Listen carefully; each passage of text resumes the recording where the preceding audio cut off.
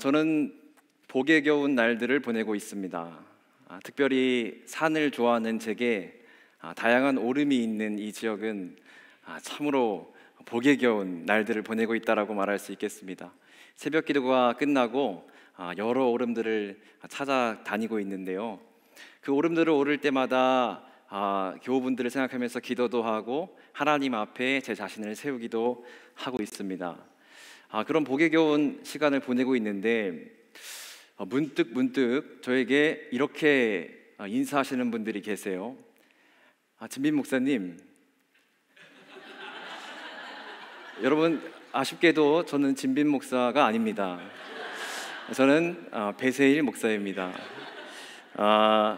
사실 그렇게 헷갈리실 법도 합니다. 저희는 학교 동기이기도 하고요, 대학원 생활도 같이 했고, 특별히 학교를 다닐 때면 거의 대부분의 같은 수업을 듣고 같은 수업을 듣다 보니 같은 밥을 먹었습니다. 심지어는 같이 살기도 했는데요. 그러다 보니까 서로 닮아가는 부분이 있었나 봅니다. 둘의 성격은 많이 다르지만 성향 혹은 그로부터 나오는 어떤 냄새가 비슷했던 것 같습니다. 그런데 저희가 학교 다닐 때 제게 되게 인상 깊었던 이야기가 있습니다. 진비 목사님과 결의를 다졌던 것이 있었는데요. 그것은 무엇이었냐면 저희가 늘 수업 시간에 수업 열심히 듣고 또 도서관에 가서 열심히 공부하고 토론하고 논쟁하는 일들을 반복했습니다. 그럴 때 하루가 마치는 시간이 되면 늘 기숙사 문이 닫기 전에 들어가곤 했는데요. 기숙사를 향하여 가는 그 길 위에서 저희는 이런 다짐을 하곤 했습니다. 대부분 이런 학생들이 많았어요. 공부를 열심히 하는 학생들은 목회를 열심히 하지 않고요, 목회를 열심히 하는 학생들은 공부를 열심히 하지 않았습니다. 그래서 저희가 이런 다짐을 했어요. 뭐냐면, 야 비나, 야 세일아, 우리는 두 가지 다 열심히 하자. 공부도 열심히 하고 목회도 열심히 하자. 이렇게 다짐을 했습니다. 그리고 저는 마음속으로 하나 더 했어요. 연애도 열심히 하자. 그런 마음을 품었습니다. 그런데 오늘 저희가 했던 열심 못지않게 사울이라고 하는 사람도 대단히 열심 있는 사람이었습니다. 여러분 사도행전 8장 1절 초반 부분에 보시면 말씀을 잠깐 한번 보실까요? 이렇게 돼 있습니다. 상반절에 사울은 그가 죽임당함을 마땅히 여기더라. 여러분 누가 죽임당했습니까? 그렇습니다. 7장 마지막 부분에 보면 스데반이 순교했죠. 스데반이 순교했는데 사울은 이 모습을 보면서 마땅히 여겼다, 이렇게 얘기하고 있습니다. 여러분 다시 9장으로 한번 넘어가 보시죠. 사울은요, 대제사장이 지금 다메섹에 가서 예수 그리스도를 따르는 자들을 잡아오라 라고 명령했던 것이 아닙니다. 말씀을 자세히 보시면 이렇게 돼 있어요. 다메섹 여러 회당에 가져갈 공문을 청하니, 이렇게 돼 있습니다. 그러니까 사울 본인이 대제사장에게 공문을 청한 것입니다. 내가 잡아올 테니 나에게 공문을 주십시오. 제가 다메섹 도상에 있는 여러 회당들에 들러서 그 예수 그리스도를 따르는 자들을 잡아오겠습니다. 여러분 예루살렘에서 다메섹이라고 하는 곳까지 몇 킬로인지 아십니까? 대략 240km입니다. 여러분 제주도에 그 환상 자전거 종주길이 있는 거 아시죠? 제가 2023년 8월에 그 자전거 길을 종주했습니다. 그런데 그 길은 대략 234km인데 저는 제 숙소까지 가야 했기 때문에 딱 240km를 탔습니다. 무려 하루 만에 그렇게 탔어요. 대단한 열심이죠. 그런데 사울 역시 그 240km를 갑니다. 아주 대단한 열심으로 그 길을 가는 거예요. 여러분 다메섹을 가는 이 사울의 이야기를 한번 들어보십시오. 사울은 지금 1절 말씀해 보시면 이렇게 되어 있습니다. 같이 한번 읽어볼까요? 사울이 주의 제자들에 대하여 여전히 위협과 살기가 등등하여 대제사장에게 가서, 이렇게 되어 있습니다. 뭐가 등등합니까? 위협과 살기가 등등해요. 지금 당장이라도 만나면 멱살을 끌고 예루살렘으로 데려가려고 하는 이런 모습이 보이십니까? 그래서 이 사람은 이렇게 얘기합니다. 돌을 따르는 사람을 만나면 남녀를 불문하고, 도를 따르는 사람들은 누구입니까? 예수 그리스도의 가르침을 따르는 사람들을 보면 남녀를 불문하고 노소를 불문하고 다 데리고 예루살렘 옥에 가두려고 하는 것입니다. 결박하여 예루살렘으로 잡아오려 했다, 이렇게 되어 있습니다.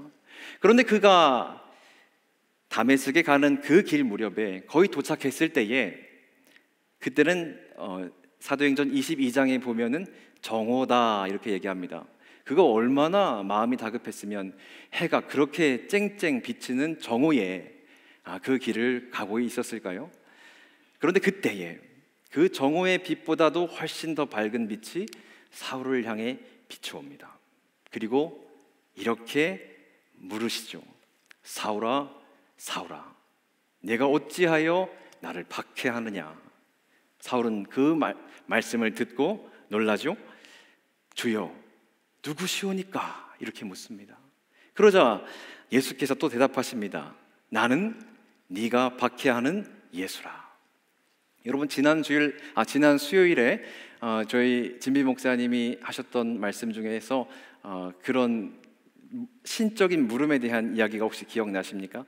저는 그 이야기를 들으면서 굉장히 흐뭇하고 즐거웠습니다. 이렇게 말씀을 보는구나. 너무 신기하고 재밌다, 이런 생각이 들었는데, 마치 사울에게 지금 그 물음을 하고 있는 것입니다.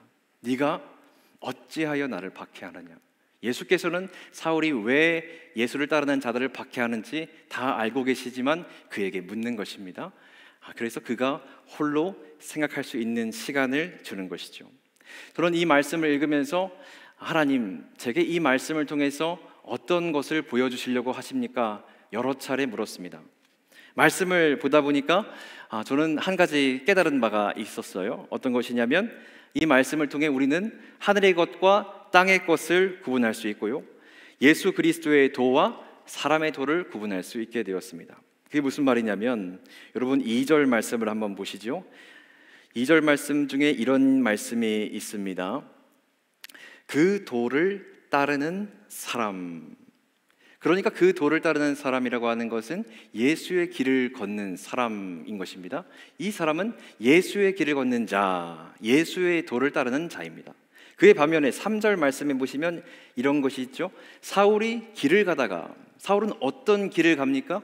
예수의 도를 따르는 자들을 잡는 길에 있습니다.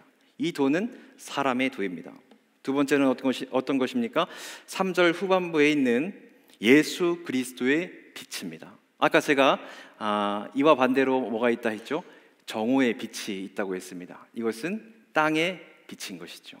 그러나 예수 그리스도의 빛이 그 빛보다도 더욱 밝다, 이런 얘기입니다. 그리고 그 빛은 어디에서부터 흘러나왔습니까? 하늘로부터 흘러나왔습니다. 그런데 여러분, 사울이 엎드려진 곳은 어디입니까? 4절 말씀에 보시면 땅입니다. 그러니까 땅과 하늘이 구분되어 있는 것이죠. 그리고 4절 말씀에 보시면 예수께서 질문하시는 장면이 나오고, 또 5절에 사울이 질문하는 장면이 나옵니다. 이것은 하늘의 질문과 땅의 질문인 것이죠. 그리고 나서 4절 말씀에 엎드린 자 사울이 나오고요, 그리고 7절 말씀엔 서 있는 사울의 일행들이 나옵니다. 이러므로써 우리가 알 수 있는 것은 하늘의 것과 땅의 것이 있다. 그리고 예수 그리스도의 도를 따르는 자들이 있고 사람의 도를 따르는 자들이 있다라고 하는 것입니다. 여러분, 저는 왼손잡이입니다. 그래서 제가 왼손으로 글씨를 쓰고 있을 때면 갑자기 주변에서 저에게 다가와서 이렇게 말하곤 합니다. 왼손으로 글씨를 참 잘 쓰시네요. 아주 속으로 생각해요. 나름 기분도 좋은데 칭찬해 주시니까 기분이 참 좋죠. 근데 나름 속으로 이렇게 생각해요. 아니, 왼손잡이니까요. 왼손잡이니까 왼손으로 쓰는 것이 당연하죠, 이런 생각이 듭니다. 그러나 여러분, 사실 저는 양손잡이입니다. 어떻게 양손을 쓰냐면요, 작은 일은 왼손으로 합니다. 그래서 글씨를 쓰거나 그림을 그리거나 아니면 밥을 먹거나 칼질을 하거나, 군대에 가니까 총을 쏠 때도 왼손이 나가더라고요. 그래서 총을 쏠 때 이런 작은 세밀한 일은 왼손을 사용하고요, 큰 일, 배드민턴을 칠 때나 아니면 운동을 할 때는 오른손을 쓰곤 합니다. 아마 저와 비슷한 분들이 있을 거라고 저는 보는데요. 제가 이제 초등학교 시절에 왼손을 쓴다고 참 구박을 많이 당했어요. 많이 맞았습니다. 왼손 쓰는 사람은 수업 들을 자격도 없다, 이런 얘기를 많이 듣고 많이 혼났는데, 그때 제가 혼나면서 복도에 무릎 꿇고, 사울은 땅에 엎드렸는데 저는 복도에 엎드렸어요. 무릎 꿇고 손을 들면서 이런 생각을 혼자 해봤어요. 하나님께서 왜 우리에게 두 가지 신체를 주셨을까? 왜 우리는 두 손을 가지고 있을까? 왜 우리는 두 발을 가지고 있을까? 왜 우리는 두 눈을 가지고 있을까? 왜 우리는 두 귀를 가지고 있을까? 왜 우리는 두 입술을 가지고 있을까? 혼자 생각하다가 나중에 청소년 시기 무렵에 이런 생각이 들었습니다. 이 손으로 악한 일을 했다면 다른 반대의 손으로는 선한 일도 좀 해보라고. 그리고 이 발로 그릇된 길을 걸었다면 다른 반대 발로 의로운 길도 걸어보라고. 이 한쪽 눈으로 황금처럼 빛나는 것만 보았다면 반대편 눈으로 애통하고 신음하는 사람들도 좀 보라고. 이 귀로 사람의 말만 들었다면 이 반대쪽 귀로 하나님의 말씀도 좀 들어보라고. 한 입술로 사람을 죽이는 말만 했다면 다른 입술로 생명을 살리는 말을 하라고. 저는 두 가지를 주신 이유가 우리에게 새로운 가능성을 열어주기 위함이었다라고 하는 나름대로의 묵상을 해보았습니다. 그리고 사울은 바로 이 가능성의 기로에 놓여 있습니다. 그는 그릇된 일을 행했고 악한 일을 행했으며 심지어는 생명을 해치는 일까지 해왔습니다. 이제 그에게 반대편의 일, 반대편의 열심이 그를 붙들고 있는 것입니다. 여러분, 마태복음 9장 27절부터 31절까지 보면 맹인 두 명이 나옵니다. 이번 주일 유아부 설교 본문이기도 했는데요, 갈릴리 서쪽 연안에서 일어났던 일입니다. 예수께서 회당장 야이로의 딸을 치유하시고 거기에서 나오셨는데 두 맹인이 따라오는 것이 아니겠습니까? 그래서 그들이 예수를 향해 이렇게 외치죠. 다윗의 자손 예수여, 나를 불쌍히 여기소서. 그들이 처음 했던 말은 내 두 눈을 고쳐주십시오도 아니고 다윗의 자손 예수님, 나를 불쌍히 여겨주시옵소서. 그들은 이 두 눈은 보이지 않았지만 영적인 눈으로 예수께서 그리스도셨다, 예수께서 우리를 구원하실 메시아셨다라고 하는 사실을 알았던 자들입니다. 그러나 사울은 이와 정반대였습니다. 육신의 눈은 바로 뜨고 있지만 영의 눈은 바로 뜨고 있지 못했습니다. 그래서 자신이 박해하는 자가 하나님이신 줄도 모르는 자였습니다. 사울은 교만으로 가득 차 있었는데 그것은 바로 자기 확신입니다. 교회의 역사는 자기 확신을 가진 자들이 얼마나 무서운지를 우리에게 잘 보여줍니다. 예로부터 지금까지 교회의 역사는 자기 확신으로 가득 찬 이들을 통해 인내보다는 판단을, 용서보다는 정죄를, 사랑하기보다는 폭력을 일삼아 왔습니다. 오늘날 수많은 교회들은 자기 확신을 십자가라 곡해하며 진정으로 열심을 다해 살고 있습니다. 그러나 그것은 교만이요 사람의 열심입니다. 마치 그의 확신으로 그리스도교인들을 옥에 가두고 살해했던 사울처럼 말이죠. 그러나 부활하신 예수께서 이 모든 것을 뒤집어 엎으십니다. 부활하신 예수께서 바울 앞에 나타나셔서 이렇게 말씀하시죠. 사울아, 사울아, 네가 어찌하여 나를 박해하느냐. 사울을 한 번만 부르신 것도 아니고 두 번 부르십니다.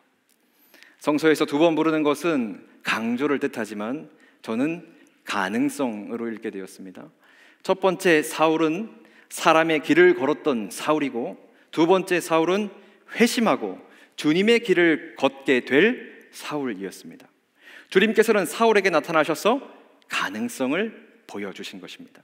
바울은 이내 미물이 되었습니다. 그의 등등한 살기는 온데간데 없고 자신감으로 가득 찼던 목소리에는 미세한 떨림만이 남아있을 뿐입니다.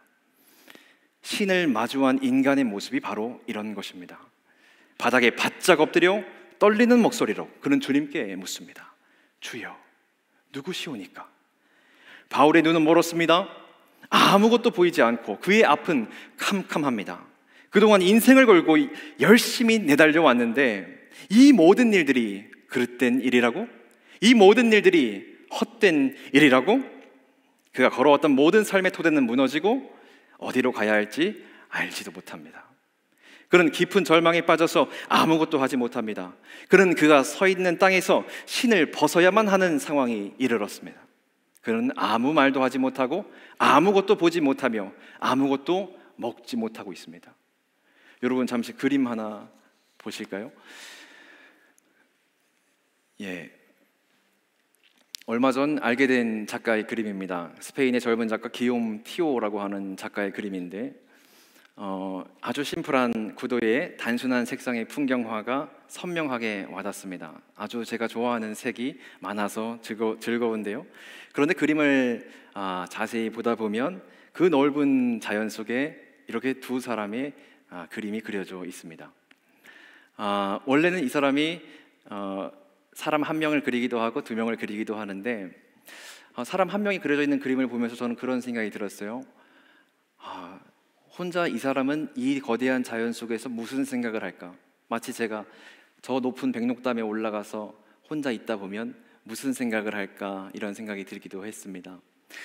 그런데 저는 그런 생각이 들었어요. 모든 사람은 자기 자신만의 고독의 시간이 필요한 것이구나. 모든 사람은 자기 골방이 있어야 하겠구나. 그런데 왜 두 사람을 그렸을까? 저는 그 그림을 보면서, 저 그림을 보면서 또 사도행전 9장의 말씀을 묵상하면서 사울의 두 면모를 발견하게 되었습니다. 사울은 지금 절망 가운데, 그 고통 가운데 아무것도 할 수 없는 그 상황 속에 두 명의 자신을 놓고 기로에 서 있는 것입니다. 그것은 사람의 길을 따르는 사울이냐 아니면 예수 그리스도의 도를 따르는 사울이냐. 그 기로에서 그는 성찰하고 묵상하며 고독의 시간을 보내고 있는 것입니다. 여러분, 제가 좋아하는 철학자 중에 쉐렌 키르케고르라고 하는 사람이 있습니다. 이 사람이 썼던 책 중에 죽음에 이르는 병이라고 하는 책이 있습니다. 이는 인간이 경험한 불안에 대해서, 또한 인간이 경험한 절망에 대해서 탐구한 책입니다. 그리고 저는 이것을 거듭난 사람의 이야기라고 읽습니다. 책에 보면 이런 내용이 있어요. 잠시 소개를 해드리면, 사람은 정신이다. 그러나 정신은 무엇인가? 정신은 자아이다. 그러나 자아는 무엇인가? 자아는 관계가 자신과 관계하는 관계이다. 말이 참 어렵죠? 시적으로 써서 또 함축적으로 써서 그 내용이 책을 읽기가 참으로 어렵습니다. 그런데 이 쉐렌 키르케고르가 얘기하고 싶었던 것은 인간에게는 유한성이 있고 무한성이 동시에 있다라고 하는 것입니다. 이 유한성과 무한성이 종합되었을 때 그 관계가 올바른 관계로 세워진다라고 하는 것인데, 그때 비로소 올바른 자아를 갖게 되고 그때 비로소 참 인간이 된다.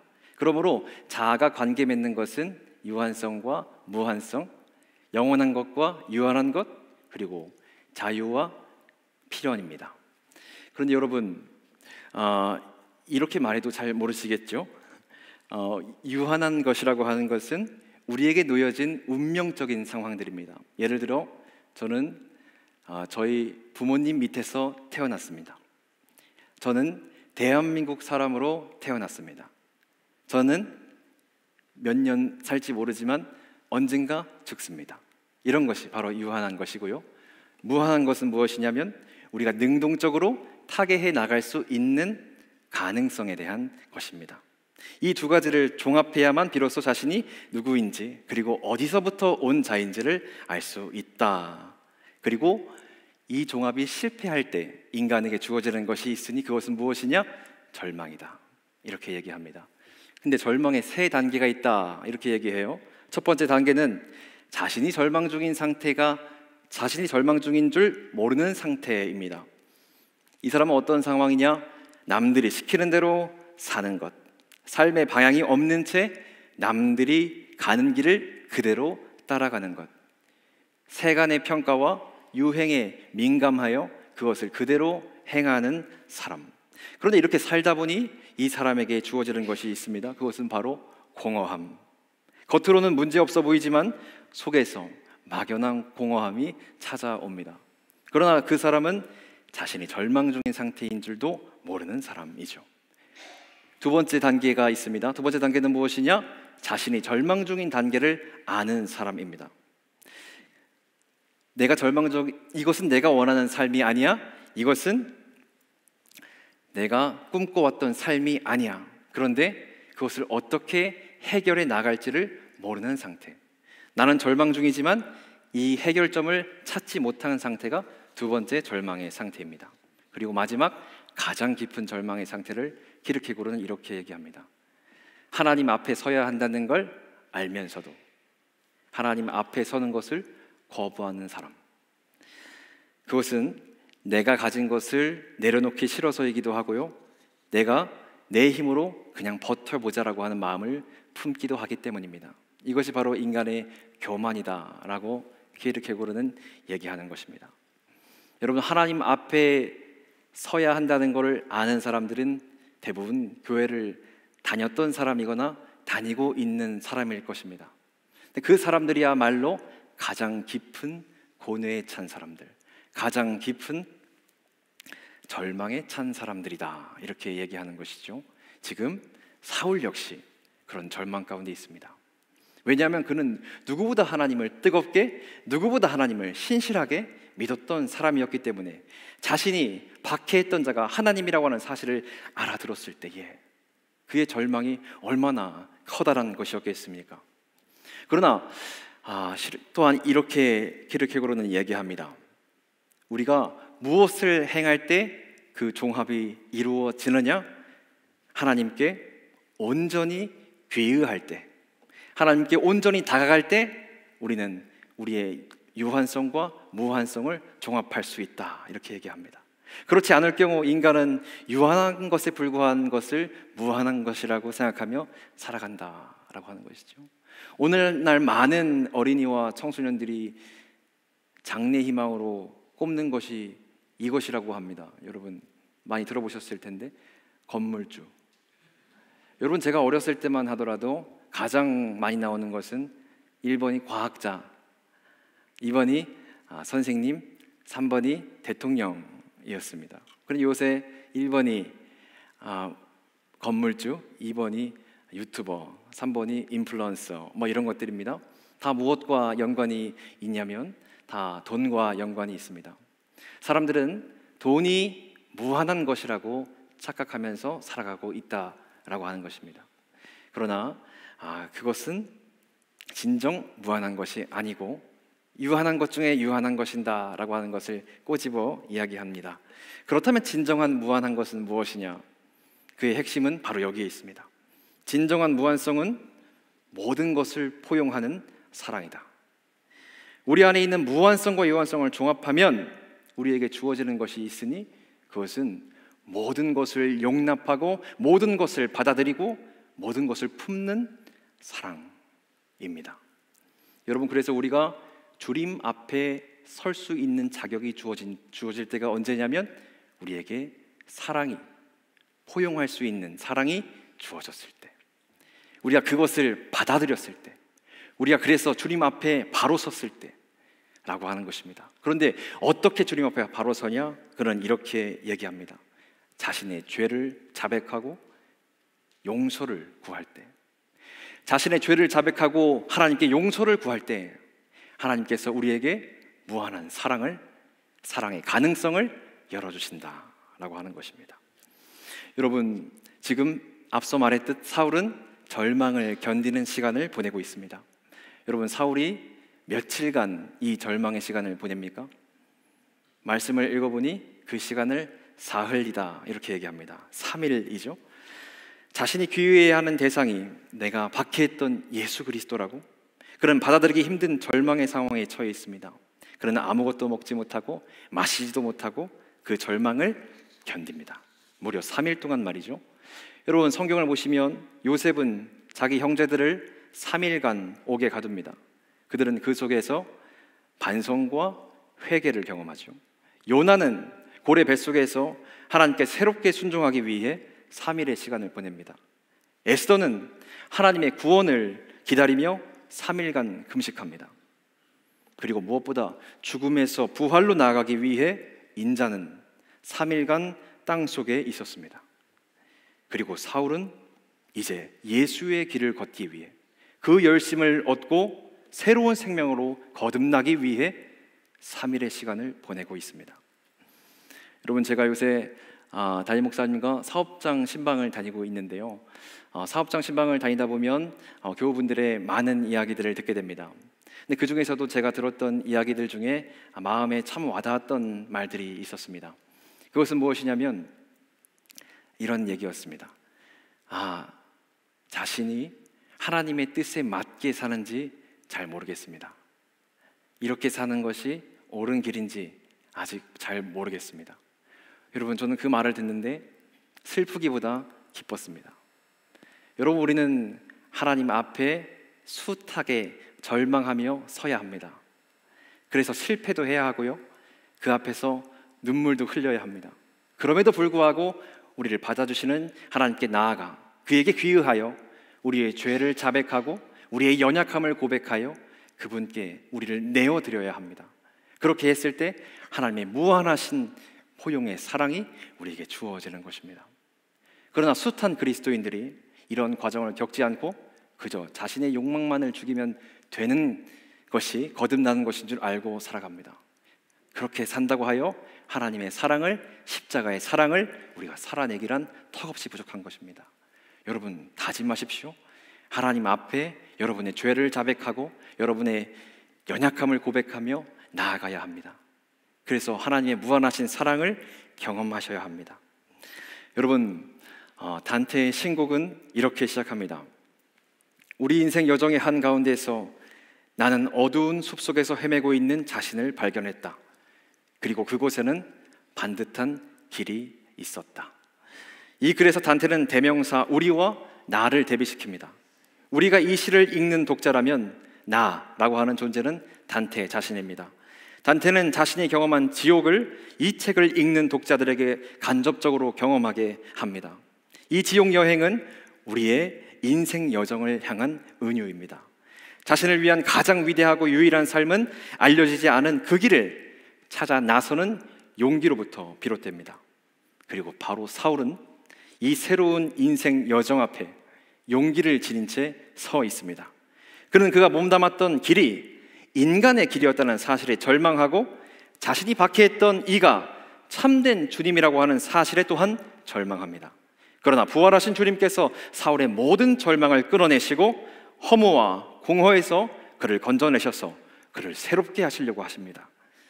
이제 자신의 확신으로 가득 찼던 인간의 길에서 돌아와 그는 예수 그리스도가 걸으셨던 길, 모든 것을 포용하고 모든 것을 용납하며 모든 이에게 자비를 베푸는 사랑의 길로 들어서기 직전에 있습니다. 자기 자신만을 위해 열심히 살았던 그는 이제 그곳에서 돌아와서 주님과 세상을 위해서, 그리고 주님의 몸된 교회를 위해서 살고자 다짐합니다. 그리고 그는 두 열심의 소유자가 되었습니다. 이제 여러분에게 묻겠습니다. 여러분은 어떤 길을 걷고 계십니까? 그리고 걸어가실 요량이십니까? 나의 확신으로 가득 차 더 이상 하나님의 뜻이 들어올 자리는 어디에도 없는 것은 아닌지요? 주님께로 돌아가서 우리의 죄를 자백하고 용서를 구합시다. 우린 그분 앞에 아무것도 아닌 죄인일 따름입니다. 그렇게 나아갔을 때 우리에게 베푸실 새로운 열심, 사랑이라고 하는 열심을 베푸실 줄 믿습니다. 잠시 말씀을 받들어 침묵 가운데 묵상하겠습니다.